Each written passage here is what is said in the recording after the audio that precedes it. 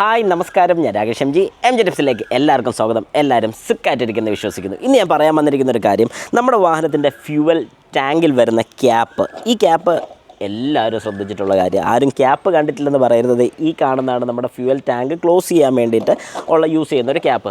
അങ്ങനെയാണെന്നുണ്ടെങ്കിൽ ഈ ഒരു ക്യാപ്പ് നഷ്ടപ്പെട്ടു എന്ന് വിചാരിക്കുക. ഇതങ്ങനെ നഷ്ടപ്പെടത്തില്ലല്ലോ, ഇത് ചുമ്മാ ഇങ്ങനെ ഈ ഒരു ഹുക്കിൽ തന്നെ ഇരിക്കുന്നതല്ലേ, എങ്ങനെ നഷ്ടപ്പെടും എന്ന് ചോദിക്കുന്ന ആൾക്കാരോട് എനിക്ക് പറയാനുള്ളത്, ഇത് നഷ്ടപ്പെടാൻ ചാൻസ് ഉണ്ട്. എങ്ങനെയാണെന്ന് ചോദിച്ചു കഴിഞ്ഞാൽ, ഈ ഒരു കേബിൾ പൊട്ടിപ്പോയിട്ടുണ്ടെന്നുണ്ടെങ്കിൽ ഇത് എവിടെയെങ്കിലും നമ്മൾ ഫ്യൂൽ ടാങ്കിൽ ഫില്ല് ചെയ്യാൻ വേണ്ടി പെട്രോൾ പമ്പ്സിൽ ഇത് അഴിച്ച് മേളിൽ വെക്കാറുണ്ട്. അങ്ങനെ വെച്ചതിന് ശേഷം ഈ ഒരു ക്യാപ്പ് നമുക്ക് നഷ്ടപ്പെട്ടു പോകാനുള്ള ചാൻസസ് കൂടുതലാണ്.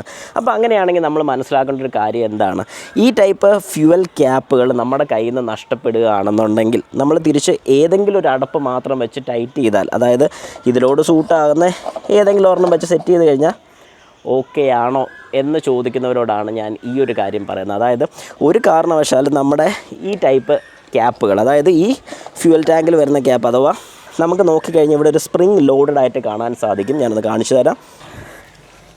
നമുക്ക് ഈ ക്യാപ്പ് കാണുമ്പോൾ മനസ്സിലായി അതൊരു സ്പ്രിങ് ലോഡഡ് ആണ് വരുന്നത്. അപ്പോൾ ഈ സ്പ്രിങ് ലോഡഡ് ടൈപ്പ് ക്യാപ്പ്, പിന്നെ ഇത് ഓവർ ടൈറ്റും ആകത്തില്ല, ശ്രദ്ധിച്ചോണം.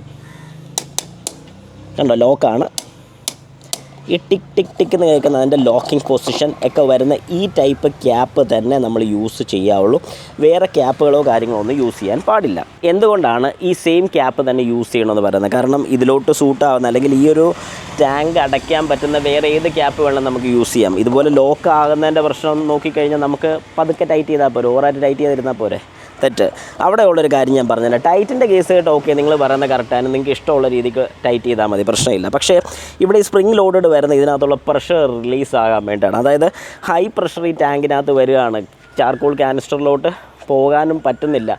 ഇങ്ങനെ ഒരു കേസ് വരുന്ന സമയത്ത് നമ്മൾ മനസ്സിലാക്കേണ്ട ഒരു കാര്യം, നമ്മൾ ഉറപ്പായിട്ടും, അല്ലെങ്കിൽ ഈ ടാങ്കിനകത്ത് വരുന്ന ആ സ്പ്രിങ് ലോഡഡ് ഒരു വാൽവാണ്.